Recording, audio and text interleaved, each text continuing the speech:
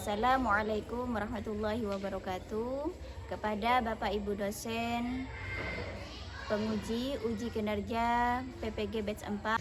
Perkenalkan, nama saya Rofi. Saya mahasiswa PPG Batch 4 di LPTK UIN Palangkaraya dengan nomor induk mahasiswa 254 267 324 36.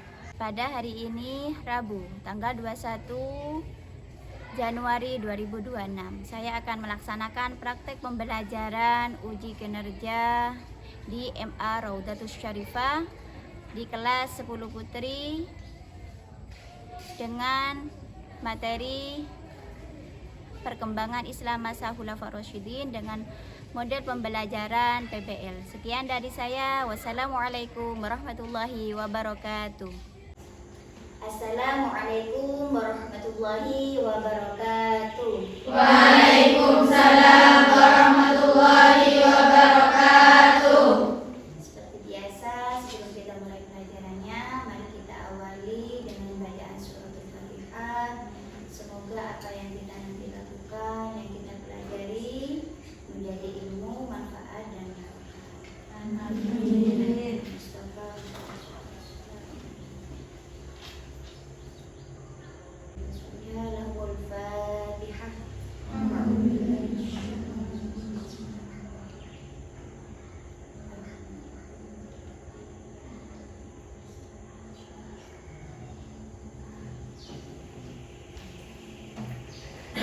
Selanjutnya kita ngaji terlebih dahulu ya. Di surat Wadduha wallaili idza saja ma wadda'aka rabbuka wa ma qala walal akhiratu khairul laka minal ula walasawfa yu'tika rabbuka fatarda alam yajidka yatiman fa'awa wa wajadaka dhallan fahada wa wajadaka 'ailan fa'aghna fa'ammal yatima fala taqhar wa ammas sa'ila fala tanhar wa amma bi ni'mati rabbika fahaddits. Sadaqallah. Selamat pagi anak-anak, bagaimana kabarnya hari ini? Alhamdulillah baik. Alhamdulillah. Saya ini kayaknya ada yang kurang. Siapa yang nggak masuk? Betul. Kenapa anak udah masuk? Sakit. Ya. Untuk selanjutnya, untuk pembelajaran kita hari ini kita akan mempelajari tentang Khulafaur Rasyidin, yang mana sebelum kita lanjut ke materi saya akan membacakan tujuan pembelajarannya, yang mana di sini ada beberapa poin, di antaranya setelah kita nanti mempelajari Khulafaur Rasyidin, kalian diharapkan bisa meniru Khulafaur Rasyidin baik dalam komunikasinya, tingkah lakunya, dan juga dalam kepemimpinannya beliau. Oke, karena sudah mulai kayaknya tegang ya, kita speaking dulu. Speaking, coba saya mulai ya. Tepuk fokus, Melihat, mendengar, mengingat, fokus. coba diulangi lagi. Tepuk fokus, Melihat, mendengar, mengingat, fokus. Nah, di sini kepemimpinan Khulafaur Rasyidin merupakan gaya kepemimpinan yang bisa membangun dan menjaga stabilitas umat Islam dan juga bisa menunjukkan nilai-nilai kejujuran, keadilan, dan juga musyawarah yang bisa menjadi relevan, yang bisa menjadi contoh bagi pemimpin untuk umat sekarang. Ya, lanjut. Kemudian di sini gaya kepemimpinannya Abu Bakar.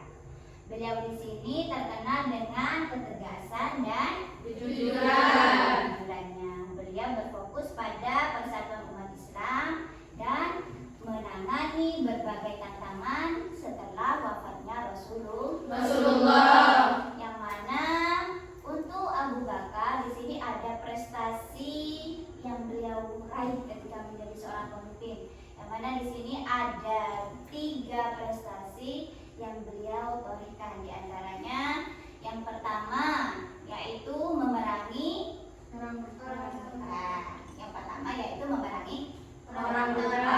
Kemudian yang kedua, ada yang tahu?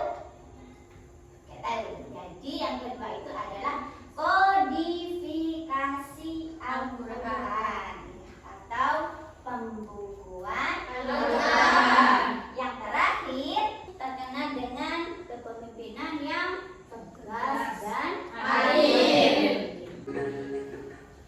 Assalamualaikum warahmatullahi wabarakatuh. Sahabat fillah rahimahumullah. Khulafaur Rasyidin adalah kekhilafan pertama yang berdiri setelah wafatnya Nabi Muhammad SAW pada tahun 632 Masehi. Khulafaur Rasyidin berjumlah 4 khalifah, yaitu Abu Bakar As-Siddiq, Umar bin Khattab, Utsman bin Affan, dan Ali bin Abi Thalib radhiyallahu anhum ajma'in. Pada masa kepemimpinannya, Khulafaur Rasyidin memberi kontribusi besar dalam peradaban Islam. Para khalifah yang berkuasa selalu menerapkan nilai-nilai ajaran Islam Rasyidin.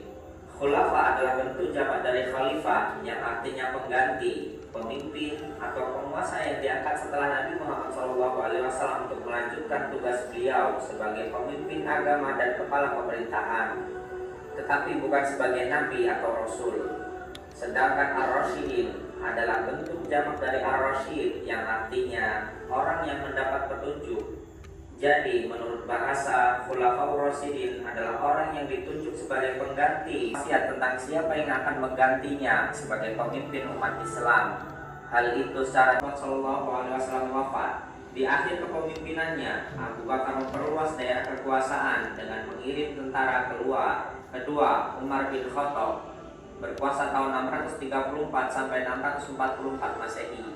Ketika Abu Bakar diganti Umar bin Khattab, Islam mengalami kemajuan sangat pesat. Pasukannya berhasil mengalahkan 2 kekuatan besar pada saat itu. Kehakiman, hisab atau pengawasan terhadap pasar, membangun pusat pengawasan terhadap takaran atau timbangan, mencetak uang negara, serta membangun departemen pajak dan tanah atau Diwan Al-Kharaj dan departemen keuangan Diwan Al-Mal.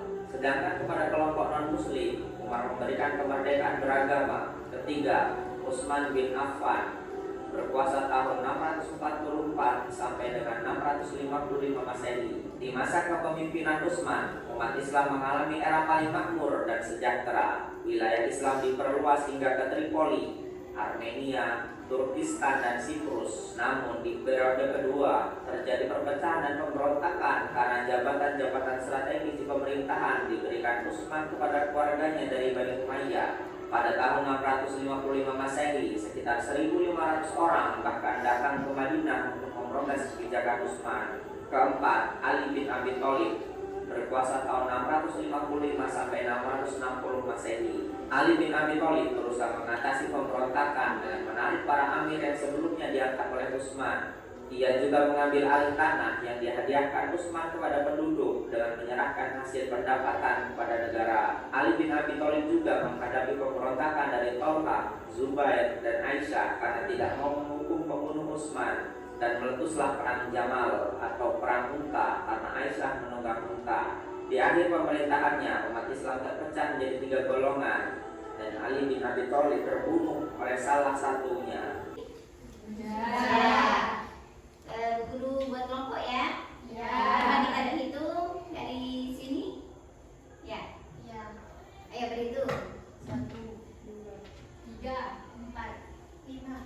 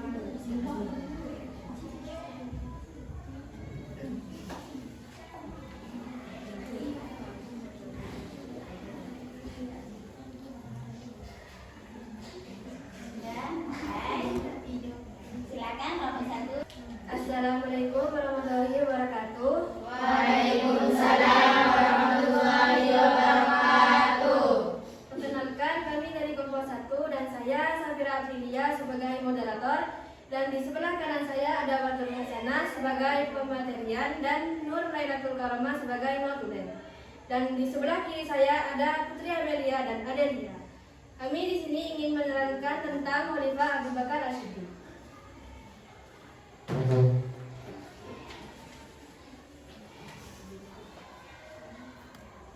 Menganalisis proses pemilihan Khulafaur Rasyidin, yaitu Abu Bakar. Setelah Rasulullah wafat, umat Muslim saling berdebat atas siapa yang berhak menggantikan Rasulullah. Ketika kaum Ansor dan Muhajirin berdebat siapa yang lebih berhak, kemudian kaum Muhajirin datang dan Abu Bakar menolak membaiat Sa'ad bin Ubadah. Kemudian Abu Bakar menunjuk Umar dan Abu Ubaidah. Namun keduanya menolak dan keduanya balik menunjuk memilih Abu Bakar. Cara pengangkatannya dengan musyawarah. Karena Abu Bakar, beliau seorang pemimpin yang tegas dan jujur. Beliau seorang pemimpin yang jujur dan teguh pendirian dalam kebenaran. Dalam kehidupan sehari-hari, kita harus menjalankan apa yang harus kita lakukan atau kewajiban kita dan juga berlaku jujur. Baik, ada yang mau ditanyakan?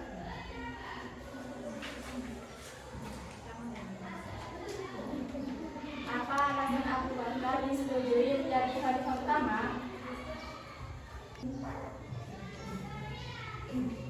Umar memberi alasan karena beliau orang yang selalu membenarkan Nabi dan orang yang pertama masuk Islam dan yang menjadikan Rasulullah menjadi imam salat.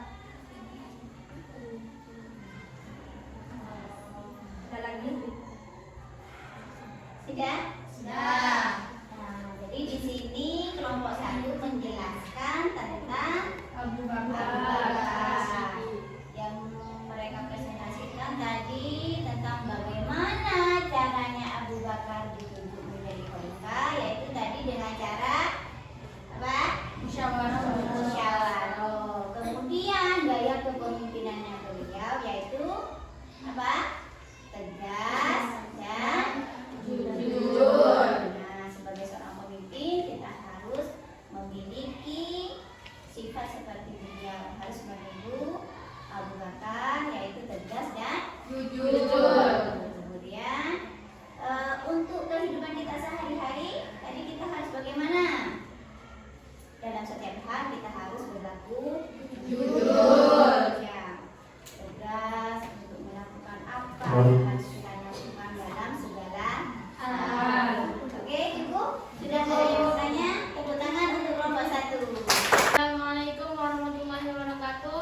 Waalaikumsalam warahmatullahi wabarakatuh. Kami dari kelompok 2 ingin menjelaskan tentang kekhulafaan Umar bin Khattab. Saya Asisat Sabila sebagai moderator dan di samping saya ada Duratun Nafisa sebagai pemateri, Ayudia Putri sebagai notulen, Elila dan Eli sebagai anggota.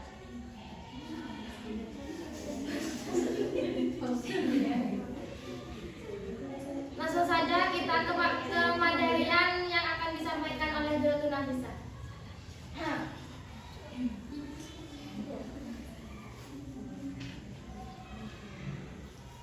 Umar bin Khattab diangkat menjadi khalifah dengan cara ditunjuk langsung oleh Abu Bakar.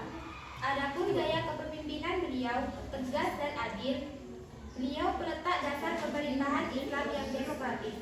Beliau sangat terbuka menerima saran dan kritik langsung dari masyarakat tanpa memandang kedudukan dan pangkat. Adapun yang dapat kita contoh dari Umar bin Khattab ialah menjadi pribadi yang teguh berdirian dan berbuat adil pada sesama. Baik, dari teks yang telah kita bacakan, apakah ada pertanyaan? Dan. Ayo. Kenapa Abu Bakar menunjuk langsung pengangkatan Umar bin Khattab?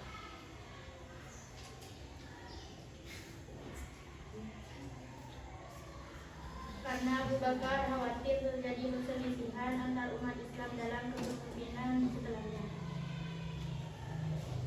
Mungkin ada pertanyaan lagi? Tidak. Mungkin hanya ini yang kami sampaikan. Terima kasih atas perhatian. Assalamualaikum warahmatullahi wabarakatuh. Waalaikumsalam warahmatullahi wabarakatuh. Selanjutnya kelompok 3. Tadi itu kan yang dibahas tentang Umar bin Khattab. Jadi kalau pengangkatannya Umar bin Khattab tadi dengan cara Ditunjuk. Ya, kenapa kok ditunjuk langsung? Karena akan khawatir Ada perselisihan. Ya. Untuk apa? Yang harus kita contoh dari beliau apa? Dari Umar bin Khattab yaitu Ketegasan. baik kepemimpinan yang tegas dan juga Adil.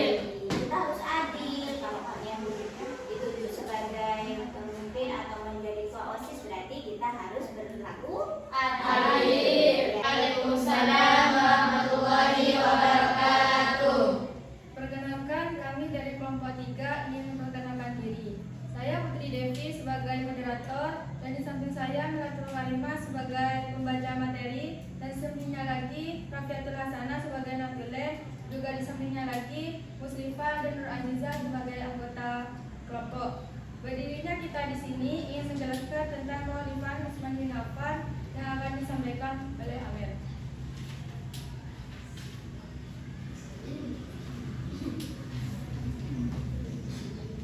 Masa Utsman bin Affan. Adapun pengangkatan Utsman bin Affan dengan cara pembentukan informator. Seseorang yang ditunjuk sebagai anggota untuk menyusun pengurus. Sebagai khalifah yang toleransi dan bijaksana, seorang pemimpin yang dermawan tapi bersahaja, serta selalu mengutamakan kepentingan rakyat. Dalam kehidupan sehari-hari, yang harus kita contoh dari Utsman adalah menghargai orang lain dan bijaksana dalam segala hal. Baiklah, jadi penjelasan tadi apakah ada yang ingin ditanyakan? Baiklah, dari penjelasan tadi apakah ada yang ingin ditanyakan? Eli, Siapa saja yang menjabat sebagai informator? Baik, saya akan menjawab.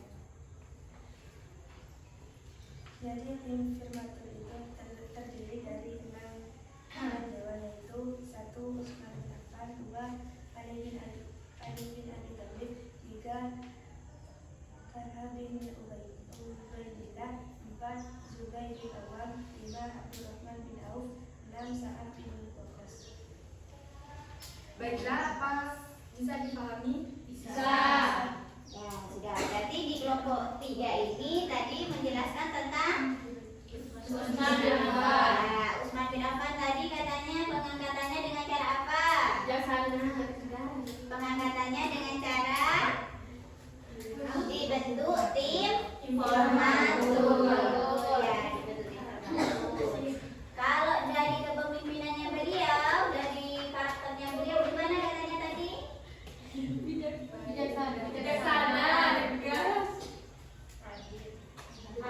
Dermawan, ya, beliau dermawan dan juga menghargai sesama kayak gitu.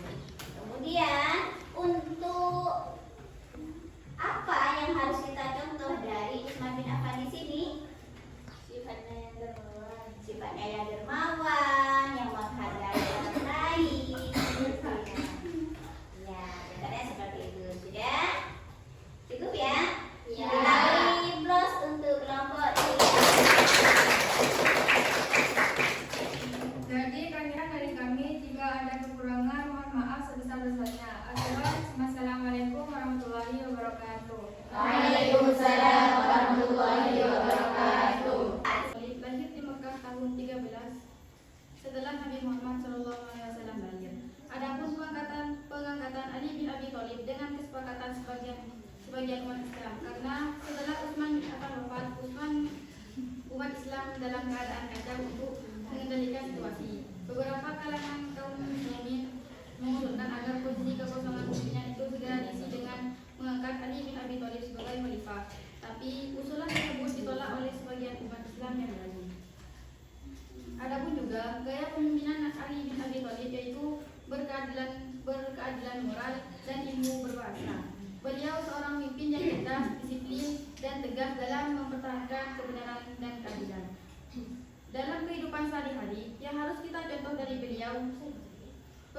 adil, tekun menuntut ilmu, disiplin, dan tegas dalam mempertahankan kebenaran. Dari materi yang sudah disampaikan, apa ada yang mau ditanyakan? Baik, kami akan menerima pertanyaan dari kelompok. Pendukungnya ingin menuntaskan penyelidikan atas terbunuhnya Usman bin Affan.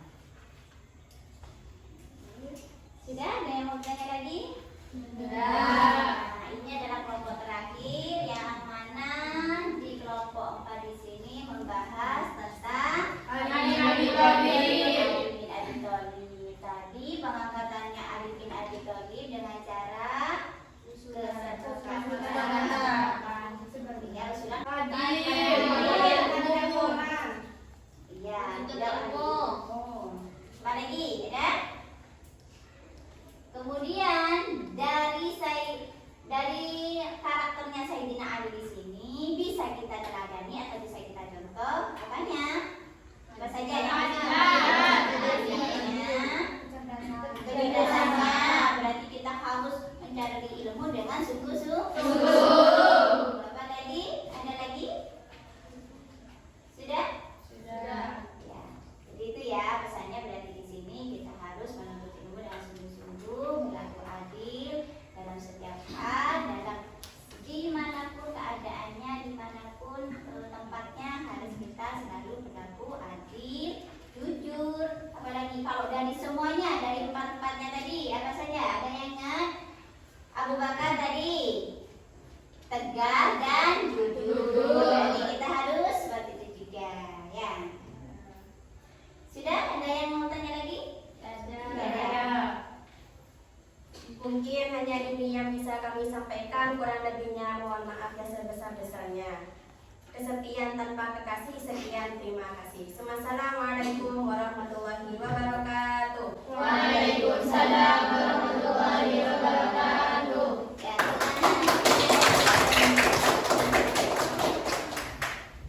artinya coba Bu Guru tanya. Tadi kan sudah belajar ya, sudah diskusi sama temannya. Apa yang kalian ketahui tentang Abu Bakar? Jujur, Jujur, sama apa lagi? tegas, Tegas. Kemudian kalau Sayyidina Umar, bagaimana beliaunya? adil, Adil. Apa lagi? tegas, Itu dari beliau. Kemudian dari Sayyidina Utsman, dermawan, dermawan. Apa lagi? Mengutamakan kepentingan rakyat. Mengutamakan kepentingan rakyat. Berarti sesama ya. Kemudian yang terakhir tentang Sayyidina Ali, bagaimana tentang Sayyidina Ali? cerdas, Ya, disiplin. Apa lagi? jujur, Jujur. Iya, jadi itu untuk kita ya sebagai seorang pelajar, kita harus menuntut ilmu dengan sungguh-sungguh.